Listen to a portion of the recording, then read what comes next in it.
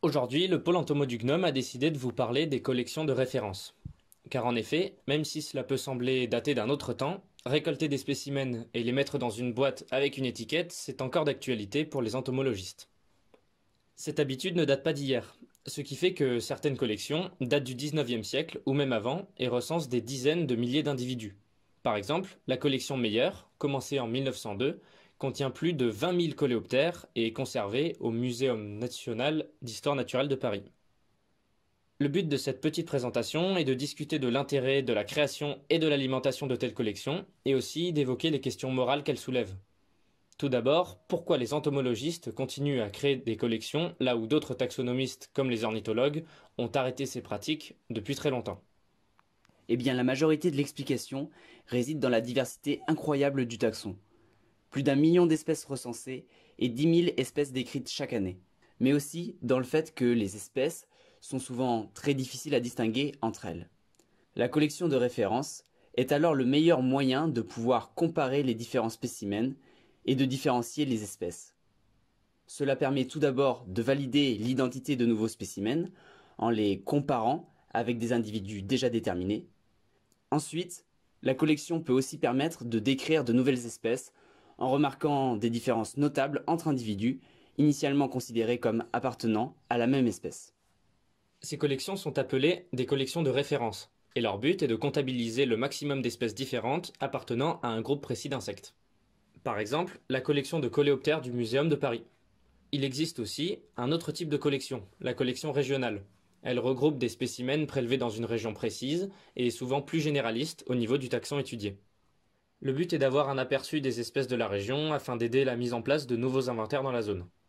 Ce genre de collection, de grande ampleur, souvent très conséquente, est principalement conservée dans les musées, et donc peu accessible aux amateurs. C'est pourquoi il est souvent recommandé aux entomologistes débutants d'effectuer eux-mêmes leur collection de référence, pour les mêmes raisons pratiques évoquées plus haut. C'est là que l'on peut commencer à se poser des questions sur l'éthique de ce genre de pratique. Si chaque entomologiste doit tuer des milliers d'individus pour constituer sa collection, eh bien, il n'y aura bientôt plus d'insectes à étudier. En fait, pas vraiment. Même si cela représente des grandes quantités d'individus, l'impact sur les populations est, dans la majorité des cas, négligeable. Tout d'abord, car il n'y a pas beaucoup d'entomologistes au kilomètre carré. Vraiment pas beaucoup. Mais surtout car les populations de la plupart des espèces sont énormes, et que les individus prélevés sont souvent des adultes qui peuvent déjà s'être reproduits.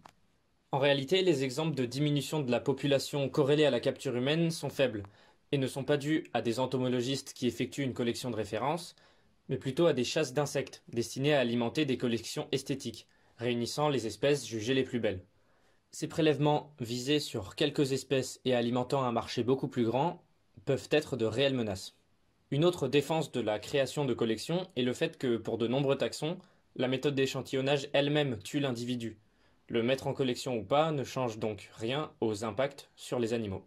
Cependant, on n'est pas en train de dire que l'entomologie rime forcément avec massacre.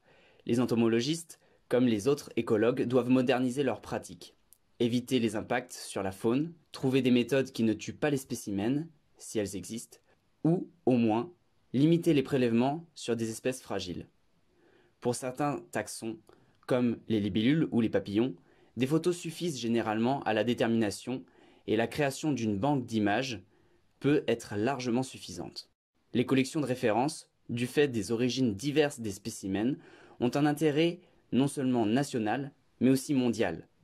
En cela, les nouvelles techniques de barcoding ou d'analyse de profils protéiques ne peuvent pas se substituer à la comparaison à du matériel entomologique de référence. Pour résumer le message, les collections sont souvent mal vues par les non-connaisseurs du sujet et les entomologistes peuvent être considérés comme des scientifiques conservateurs qui n'hésitent pas à tuer pour mieux observer. Cette vision est largement à nuancer car les impacts sont en réalité très faibles et que cela reste souvent la meilleure façon de décrire et comprendre les insectes et donc de mieux les protéger des réelles menaces qui pèsent sur eux.